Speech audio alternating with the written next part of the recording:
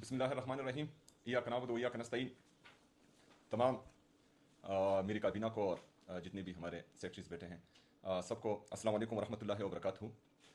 जैसा कि आप सबको मालूम है कि कल एक दफ़ा फिर वफाकी हुकूमत की तरफ से पाकिस्तानी कौम पर पेट्रोल का और डीज़ल का बम गिराया गया है। और उधर मीटिंग में भी मैंने ये कहा था कि मतलब जो टारगेटेड ऑडियंस को हम सब्सिडी देने जा रहे हैं, तो पाकिस्तान की तकरीबन 45% पॉपुलेशन जो है वो अभी पॉवर्टी लाइन से, गुर्बत की लकीर से नीचे आ चुकी है। और ये तकरीबन 10 करोड़ लोग बनते हैं पाकिस्तान की टोटल आबादी का।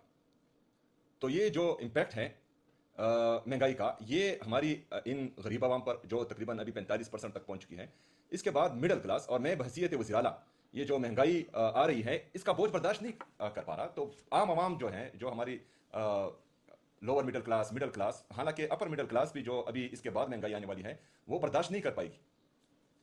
तो अगर फर्ज करें हम फायर फाइटिंग कर रहे हैं, जब भी जो क्राइसिस आती हैं तो उसी वक्त हम कॉस्मेटिक पॉलिसीज बनाकर आवाम को रिलीफ देने के लिए धक्के मारते हैं। ये नहीं होना चाहिए। एक कौम तरक्की तब करती है जब उसकी लीडरशिप एक ऐसी पॉलिसी बनाए जो मुस्तकिल हो, जिससे फायदा हो। जिस तरह हमारे लीडर, हमारे कायद जनाब इमरान खान साहब ने अपने दौरे हुकूमत में किया था। हालांकि वो जिस टाइम प्राइम मिनिस्टर थे तो दुनिया पर एक वबा आई थी कोरोना की, उसमें पूरी दुनिया जो है अफेक्ट हुई थी, पूरी दुनिया में महंगाई आई थी। लेकिन उसके बावजूद भी पाकिस्तान इमरान खान साहब के दौर में 6.1% से ग्रोथ कर रहा था। हमारा पेट्रोल जो है वो बाहर दुनिया में 117 से 120 डॉलर फी बैरल था। लेकिन उन्होंने अपनी कामयाब पॉलिसी के तहत पाकिस्तानी कौम के लिए उस पेट्रोल की कीमत 150 रुपए मुख्तस की थी। लेकिन अब आप देखें, मतलब पाकिस्तान के 75 सालों में पेट्रोल की कीमत 150 रुपए बढ़ी थी, और सिर्फ ये 3 सालों में पेट्रोल की कीमत तकरीबन 300 रुपए से ज्यादा बढ़ चुकी है। तो ये किसकी नाकामी है? ये उनकी नाकामी है जो इस मुल्क पर मुसल्लत कर दिए गए हैं, क्योंकि उनके पास कोई पॉलिसी नहीं है, उनके जहन में कोई रिफॉर्म्स ही नहीं है। वो पाकिस्तान का सोचते ही नहीं, पाकिस्तानी आवाम का सोचते ही नहीं। लेकिन हमारी जिम्मेदारी है, क्योंकि हम आवाम के वोट से आए हैं और हमारी ताकत ही आवाम है। हम जमहूरी लोग हैं। चोर दरवाजे से ना हम पहले आए थे ना इसके बाद आएंगे। जब हमने आवाम के पास जाना है और आवाम के वोट से ही इक़्तिदार में आना है, तो हमने अपने आवाम का सोचना है।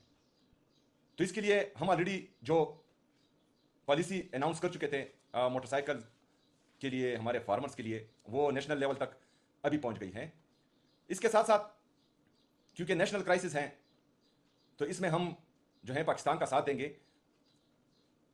हमारे कुछ सूबाई जो रकूम थे फेडरल गवर्नमेंट के साथ, उसमें कुछ कटौती हो रही थी। इसी वजह से हमने जो मीटिंग्स की, बहरहाल हमने अपने सूबे का मुकदमा लड़ा, क्योंकि यहाँ पर फ्लैश फ्लड्स और क्लाउड बस्ट की वजह से हमारा जो नुकसान हुआ था उसमें हमने पैसे दिए। हमारा एनएफसी का शेयर वफाक हमें नहीं दे रहा। हमारे कबायली अजला जो एडमिनिस्ट्रेटिवली इंतजामी तौर पर खैबर पख्तूनख्वा में मर्ज हुए हैं, लेकिन अभी तक वफाक ने फाइनेंशियली मर्ज नहीं किया।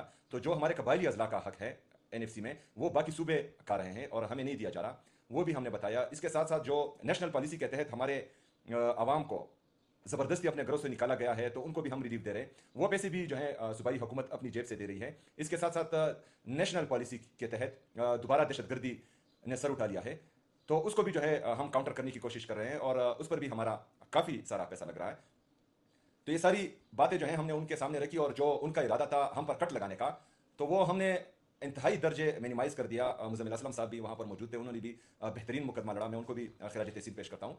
तो हमने यहाँ पर खैबर पख्तूनख्वा की हुकूमत हमारे साथ है। हमने खैबर पख्तूनख्वा की आवाम के लिए हमसे जो हो सके वो बेहतरीन रिलीफ देना है, और इसके साथ साथ खैबर पख्तूनख्वा की आवाम के साथ हमने पाकिस्तान का मुकदमा भी लड़ना है। क्योंकि हम समझते हैं कि जो अवामी मैंडेट के साथ आते हैं वो पाकिस्तान का ही सोचते हैं, लेकिन जो चोर दरवाज़ों से आते हैं उनको सिर्फ जो है अपने लिए जहाज़ खरीदने के लिए का मौका ही होता है, बाकी जो है वो आवाम का नहीं सोचते।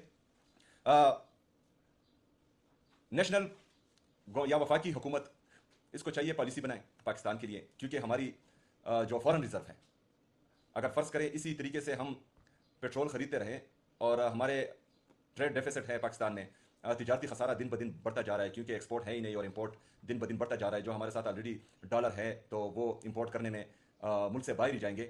तो इससे जो इम्पैक्ट पड़ेगा, हमारे रुपए की कदर कम होगी, इससे मजीद महंगाई आएगी। जो हमारे पेट्रोल और डीजल के प्राइसेस बढ़े हैं, इससे बिजली भी महंगी होगी, मजीद आवाम पर बोझ आएगा, इन्फ्लेशन भी होगी, अनएम्प्लॉयमेंट भी होगी।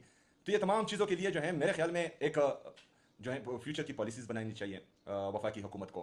कोई प्लान सामने लाना चाहिए, फायर फाइटिंग नहीं होनी चाहिए। जिस तरह इमरान खान साहब ने पाकिस्तान का जीडीपी ग्रोथ 6.1% पर लेकर गए थे, हमारा इंडस्ट्रियल ग्रोथ हो रहा था, हमारा एग्रीकल्चर ग्रोथ हो रहा था, हमारी रेमिटेंसेज पाकिस्तान की तारीख में पहली दफ़ा तकरीबन $33 बिलियन तक पहुंच चुके थे। हमारा ट्रेड सरप्लस था क्योंकि एक्सपोर्ट ज़्यादा हो रही थी, इंपोर्ट कम हो रही थी और पाकिस्तान तरक्की कर रहा था। लेकिन बदकिस्मती से वो हुकूमत गिराई गई बैरूनी साजिश के जरिए और कुछ लोगों को मुसल्लत किया गया और कहा गया कि पाकिस्तान तरक्की करेगा। तो इस नहज पर हम पहुंच चुके हैं कि आज जो है हमारे गरीब आवाम तो छोड़े, मिडिल क्लास तो छोड़े, अपर मिडिल क्लास वाले लोग भी रो रहे हैं।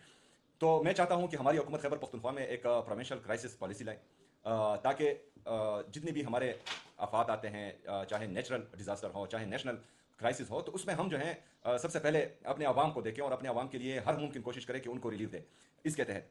दूसरा, जो हमारे मोटरसाइकिल वालों को, फार्मर्स को तो हमने रिलीफ दे दी, तो मैं चाहता हूं कि इसमें जो है हम हमारे जो बाकी लोग हैं जो ये महंगाई बर्दाश्त नहीं कर पाएंगे, तो इसके लिए भी एक पॉलिसी पर हम काम कर रहे हैं। तो इंशाल्लाह वो भी आपके सामने रखेंगे। और हम चाहते हैं कि महंगाई के इस दौर में और जो पेट्रोल और डीजल का बम आवाम पर गिराया गया है, तो इसमें हम अपने लोगों को मैक्सिमम सपोर्ट दें और उनको जो है इस महंगाई के बोझ तले दबने ना दें। शुक्रिया।